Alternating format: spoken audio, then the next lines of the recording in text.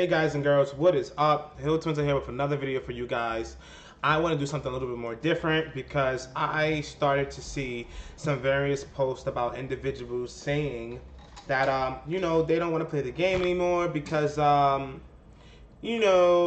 they just been playing, and even though they're playing the good decks, they still cannot find a way to make the games work for them. And unfortunately, it's disheartening.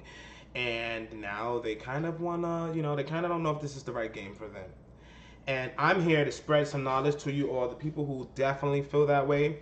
It's really unfortunate that you feel that way. And I am here to be used as a tool to help you guys, grow and get better than what you think you are. And part of that is understanding how to play the game, but more importantly, it's resource management, right?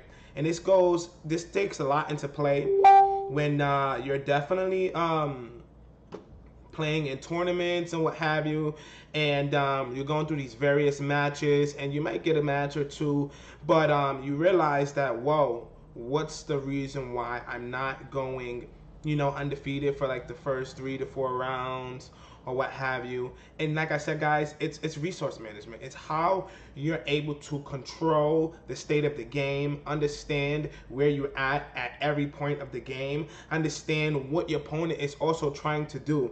Because a lot of times we as opponents, Jesus Christ, we as opponents want to make sure that we can keep our opponent in our vision, keep them in the route that we're kind of lining up for them, so that we are in control of the game at all points of the game.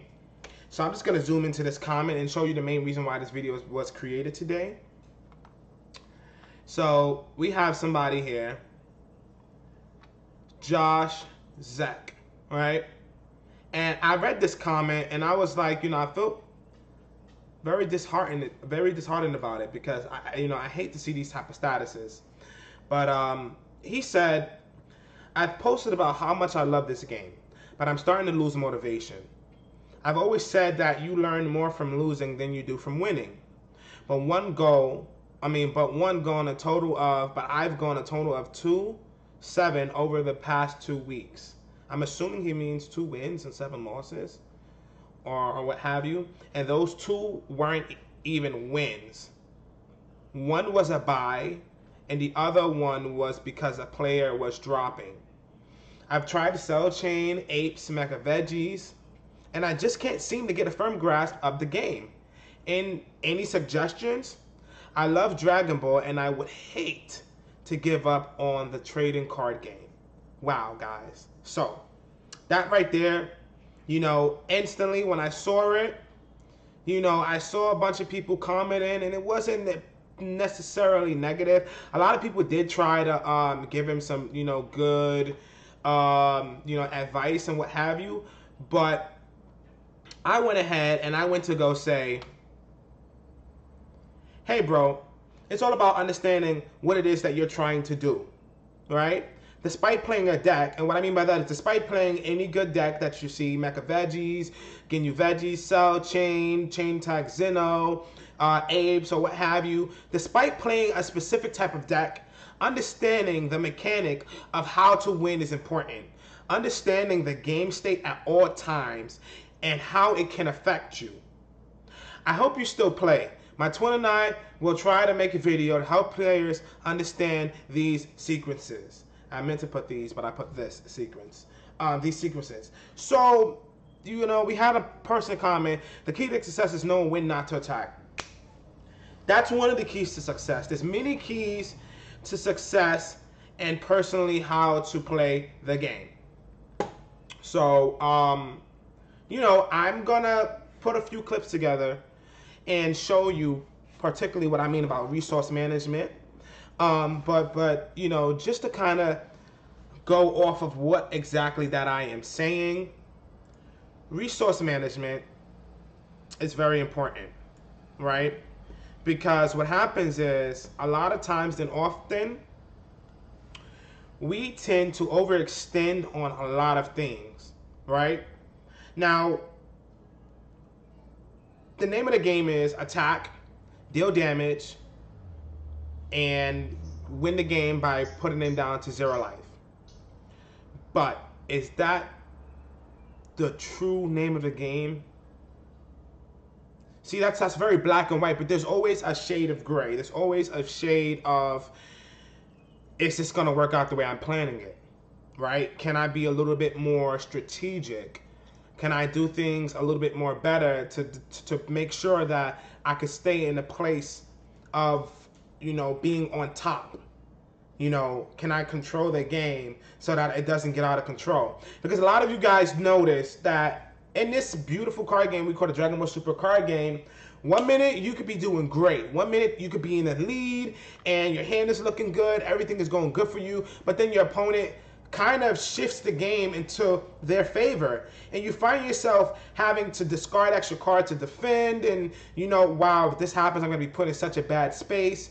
My opponent is I'm at 3 life. My opponent has a double strike on board. He's swinging out trying to put me at 2 life so I can be in that range. What should I do? A lot of people hope to just catch something so that they can be able to defend or negate that double strike attack, what have you. It's all about understanding what position you are in the game, what you can and can't do. And that is not going to come from playing a good deck. That's not going to come from playing a fairly decent deck or a bad deck. That's going to come from experience, but more importantly, it's going to come from, observing your game state. Okay? I want you all to take a second whenever you guys are playing a game. Take a second, all right? Observe the game state. Ask the opponent, how many cards in hand?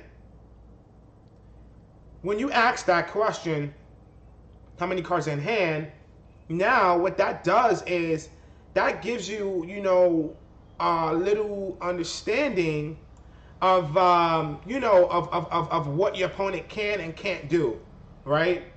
Because depending on how many cards are in the opponent's hand, depends on what they can or can't do. Also, knowing the type of leader you're playing against, knowing the type of deck. The first couple of cards that you see is very important.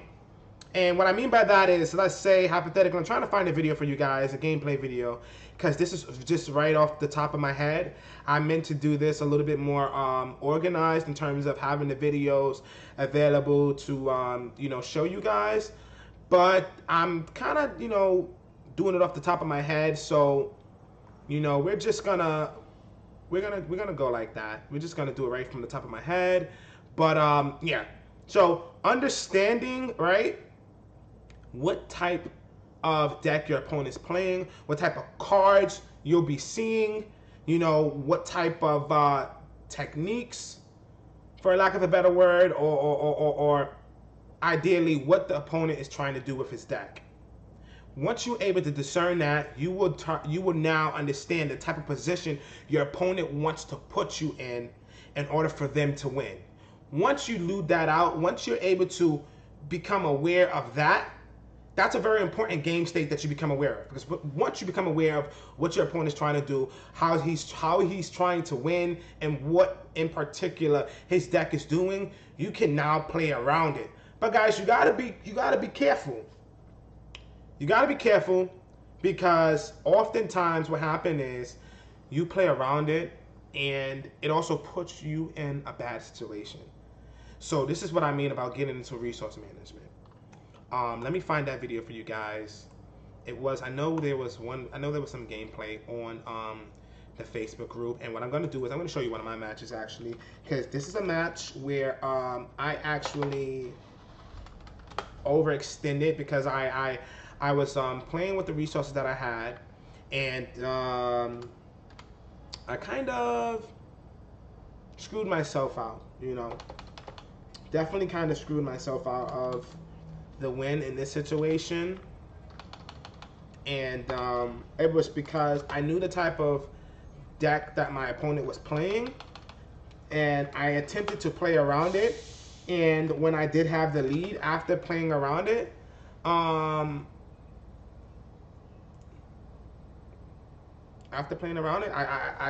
didn't fully commit to what I could have done. And that's what's important,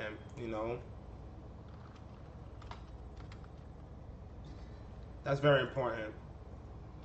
Here we go, guys. So I found this. Bear with me because this is all right off the top of my head. I'm trying my best to be of help. So yeah, this is right off the top of my head, guys.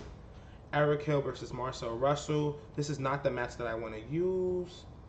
I want to use the match versus Hollow the Animal. I want to use that match. Jesus Christ. This is right here.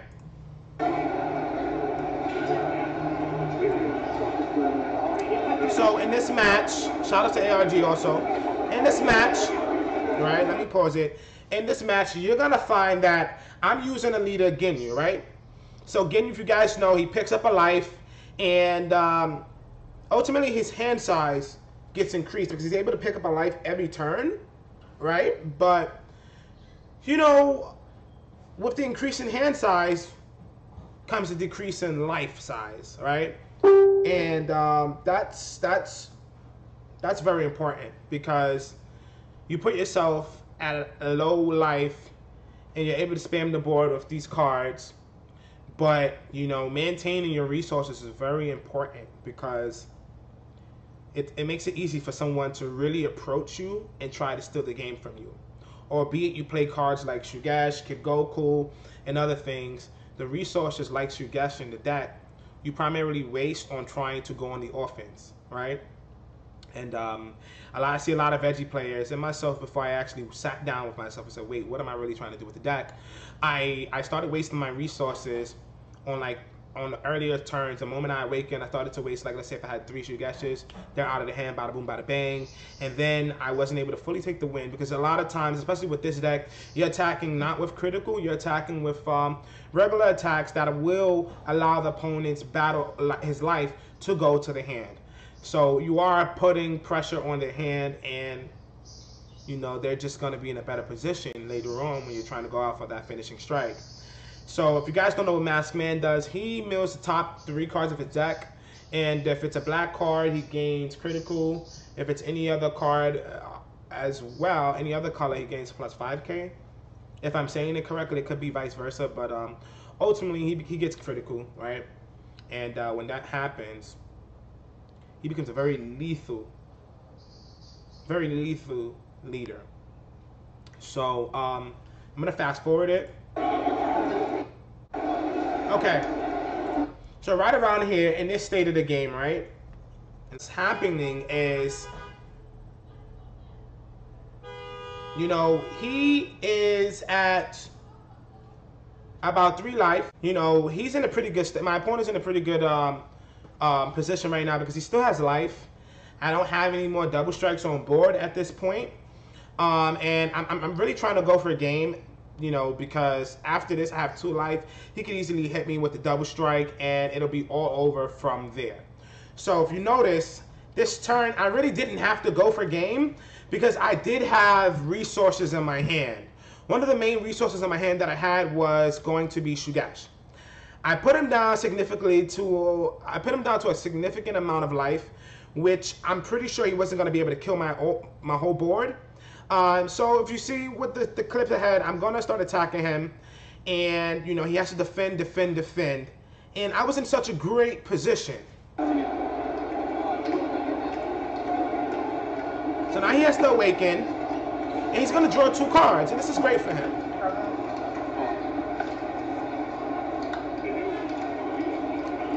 Attack leader. You know, at this point, he has to, you know, defend. So he activates a super combo, and that's pretty good for me. But I kind of get a little hasty, and this is where you find a lot of players in this position starts to get a little bit impatient. So, for one, I revealed my double strike. That was my negative right there, because I didn't have to do that. At this point in the game, I could have still attacked with the rest of the battle cards and put him down to 2 life and then revealed my battle card, my double strike battle card. So this wasn't the best decision for me. But I go ahead and I pick up another resource like Shugesh, and you see I have a blocker in my hand, and at this point, this is really good for me. I have about 2 Shugesh in here.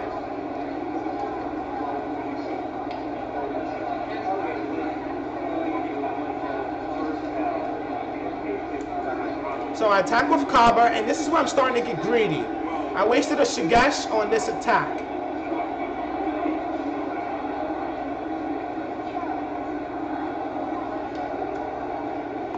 So, as you guys seen, I wasted a Shugesh on this attack, right? Now, yeah, I wasted a Shugesh on this attack. If I really wanted to put him at 2 life, I needed to overextend on this combo. I needed to make him discard a great deal amount of cards in order to put enough pressure on him in order to, you know, be in a position where he was going to be put at 2 life. For one, I could have attacked with my red Caulifla. That would have been a 30k plus the Goku Black. That would have been about a 50k single strike on him. He would have had to waste a great deal of resources in order to defend this attack, because he knew now he was going to be in a range of my double strike. But I didn't. So let me just continue the video. I put 25 and I could have put 30 on him. So now he goes to 2 key open. This is really good because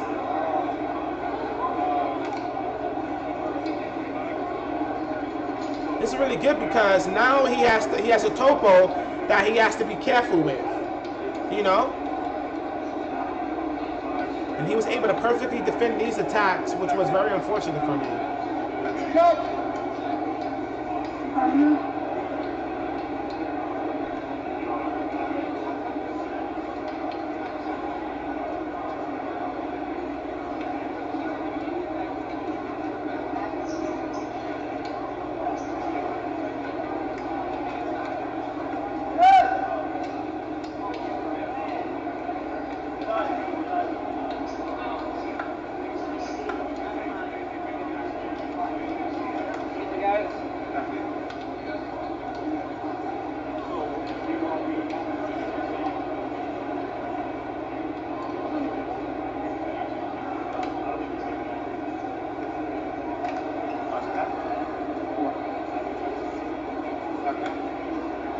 Now he has 4 cards in his hand.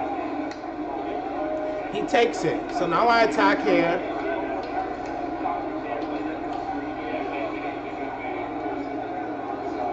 At this point in the game, I really put a significant amount of pressure on him, right? I did not have to overextend. I know I wanted to win here, but one of the issues that a lot of us players have when getting to this point in the game is that if we aren't able to fully lock out the game,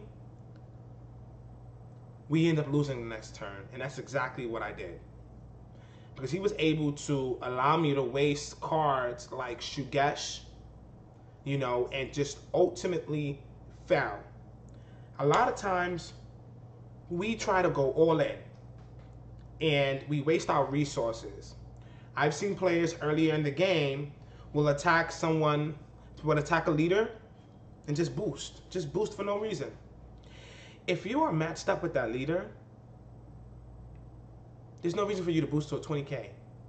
No reason. Allow your opponent to defend that attack. He has to go -1. Essentially, every leader attack is a +1, -1 from your opponent. You go +1 to him on your attack, and if your opponent wants to defend, he has to discard a card. So essentially, your leader is turning into, when this leader card attacks, draw 1 card, and your opponent has to discard a card or take a life. If, in fact, they don't have people on board to defend. But that is important because the players who are saying that they're having a hard time, you know, I see a lot of players, you know, try to elevate their gameplay, and they try to elevate it by like using the good decks, but it's not about using the good decks, guys. It's about knowing what to do, when to do it. A lot of times in often, players just attack for no reason also. This game is essentially a waiting game, if you can. I was using veggies. In a game with me using veggies, my objective is to attack. Playing certain decks and knowing what decks you're playing, knowing what they can do when they are awakened and when they're not awakened is very important. So like playing this deck, I didn't attack yet until I kind of got the cows on board, because what that allowed me to do was Masked Man has to overextend for those double strikes, and I'm already awakened, so now I can defend adequately and still try to go for their cards on board with my leader, get as much draw as possible without attacking their leader and putting resources in their hand. When you do that, the opponent is able to recover from their detrimental state. He had low hand size throughout the whole game, and I kind of capitalized on that. I really did. Until it was time for me to really go out with the veggies, I was able to give him cards in his hand. But ultimately, that's the name of the game. You have to attack to win. And at this point, it's either you have what you need in order to really push out for this game, or you don't.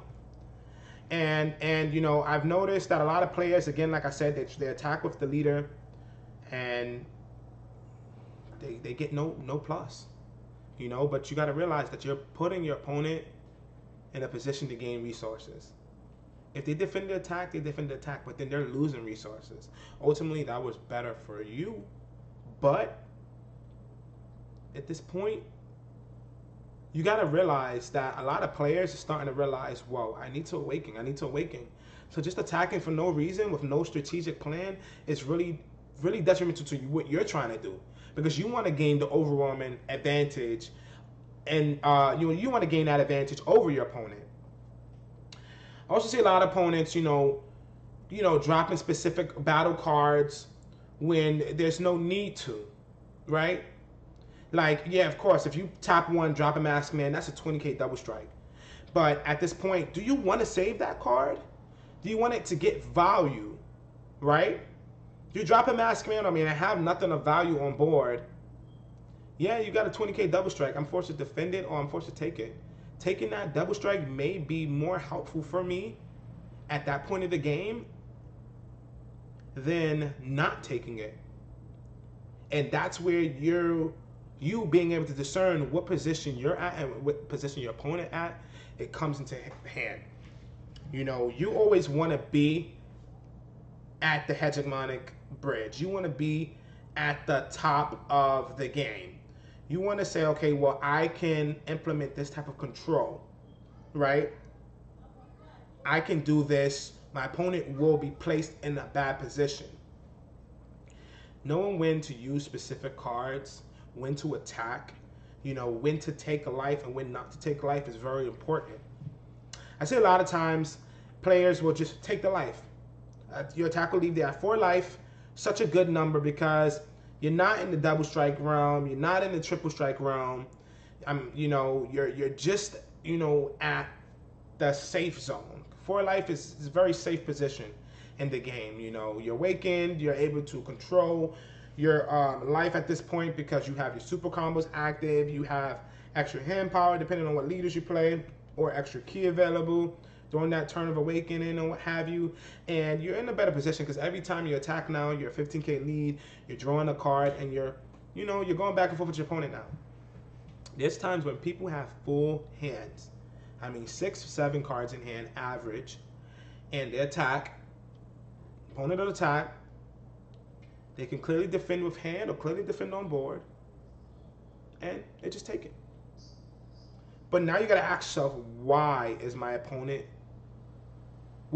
trying to do, right? Because they're going to attack to try to attack and win the game in the first place. But what can they do? What type of deck are they playing? If they're playing U7, they have freezers, triple strike, victory strike, all these type of things. If they're not attacking you and they have a U7 deck, 9 out of 10 chances they're trying to victory strike you. 9 out of 10 chances they can choose to go a freezer route or victory strike route, and they chose the victory strike route. They said, well, my opponent doesn't self-awaken. I'm not going to attack him. I'm not going to give him anything what he needs. You have to struggle. Yeah, you can attack me, but my only goal is to victory strike you. Now you got to start, understanding overall, wow, what can I do at this point to shift that? Do I play blockers? Can I search out for a blocker? Can I drop a blocker? Can I tap out for a blocker? You know, how am I going to be able to protect myself if my opponent does this? If I'm playing against veggies and I know that my opponent is going to attack, is it safe for me to pick up life at this moment? Is it safe for me to do specific things? Is it safe for me to tap out? Right? You know, defending that 120k attack with that 10k combo in your hand could be the difference between you losing or not. You know, me in this position, I see my opponent has 2 energy open on his turn. He's attacking me, trying to put me down to 2 life. He either has he has the Gohan Adolescence for 2 key now, or he has the Overwhelm to pick up a card. Also, whenever you're facing decks that have Overwhelm cards, if you witness an Overwhelm card in their hand, field, or a key area, and you see your opponent tack out unnecessarily boost to fill, you know, their discard power on a single strike, now you gotta realize, whoa, what the hell is my opponent doing? He's going minus. He just discarded 3 cards to become a 35k or a 30k attacker, and I can take this. I'm at 3 life. I'm at, you know, 4 life. I can take this. What is my opponent trying to do?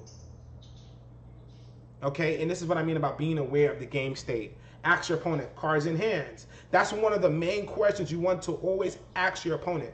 How many cards do you have in your hand? This is going to give you, you know, this is going to give you an idea of what your opponent can and can't do. Can I see a discard pile? Start looking for what resources that they have used or have not used. If they're playing a blue deck or any deck with super combos, obviously, you want to. That's the first thing you want to look for. Is they awakened? Are you awakened? Okay. If you're not awakened, how many super combos did you use? Okay, there's about 1 to 2 super combos here. So, worst case scenario, you have 1 to 2 left in your hand. I'm gonna give you 2 because I never wanna say that my opponent doesn't have it, and then they just start dropping bombs, and you're like, oh crap. It's bad. You really can't expect the least. You have to expect the worst from your opponent, right? Okay, cool. So they haven't used the super combos, or they have. What else is a very important card that they play in the deck? I see 1 to 2 Champa double strikes here. 9 out of 10 chances you're probably playing 3 to 4 in this deck. You might have a Champa double strike. You're trying to put me at 2 life. Okay, cool. Next, you know, Kaba's 3 there. Okay, all right. How many negates you have? Perhaps you're just trying to put me to a specific amount of life, and then you can negate next turn a few attacks and, you know, Nimbus or what have you. You know, see what they can do. If you're playing a yellow deck and they have 1 yellow key open, you already know. If it's a Bloodlust leader, they have a Bloodlust. They're trying to, you know, save that key for that Bloodlust. If it's not a Bloodlust user, they're using some type of Nimbus, some type of Crushable. You have to be aware of what your opponent can do. Automatically, if my opponent's playing a yellow deck, I'm going to assume that they have a Bloodlust, if it's a Bloodlust leader. I'm going to assume that they have Nimbuses. You know, I'm going to assume that they may play Crushable. Right? Especially if they're using all their key and they're figuring out what key to play. You know, you're playing against a blue deck and, you know, they untap two reds, 1 blue. You untap 2 reds, 1 blue. You pass your turn.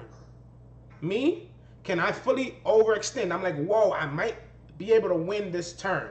However, he does have 3 key open.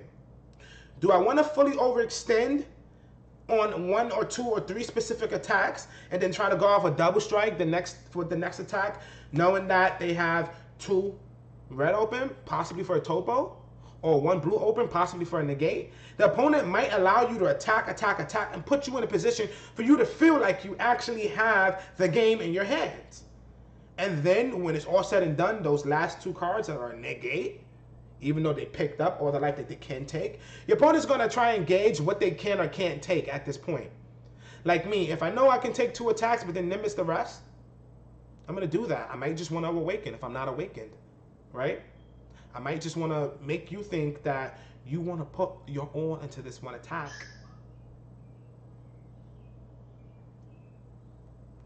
Shugesh leaders. when playing against Shigeshinitas, you guys know he is one of the most powerful cards in the deck, along with Kigoku, along with plethora of other cards such as Shugeshin to play Kaba, get into Cal, Shugeshin to play that Cal the same turn. You know, you guys gotta be aware of the game. Be aware of what your opponent is doing at all points of the game.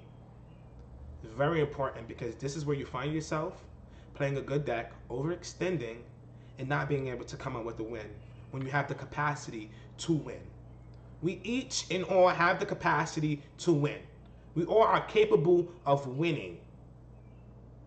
In that timeline, when you set your deck up and you shuffle and you pass your deck and your opponent cuts, we all are on equal terms of winning. And I say this because each deck does something specific. And with the accountability of luck and not being able to capture what you need to capture in terms of the cards that you get when you need it, is a big determining factor. You will see even the most competitive of players, unfortunately, taking a loss, and we call those, oh God, this was such a random loss, right? And it's not that it's a random loss, it's that at the beginning of the game, each person has the propensity to lose. We all can lose. Yeah, I'm a good player. When I sit down half of the times, I'm thinking that I'm going to win. That's just my mindset, because if you're a winner in your head, you're a winner on board, right? The moment you sit down, if you tell yourself, I got this, I'm going to win, I'm not afraid of my opponent, I'm going to play my best, 9 out of 10 chances you might just win, right? If your opponent's saying the same thing, now you have yourself a good match. Now this is where you are, you know, you have to be very, very, very, very, very, very, very observant of what the game is telling you to do. What your opponent's doing, what you're doing, what you're trying to do, and what the outcome of what the cards that is giving you are telling you what you can and can't do. So I kind of just wanted to do that. You know, I kind of really wanted to do that and, you know, kind of like tell you guys specifically, like, you know, resource management is very important. You don't want to just waste cards because you have it.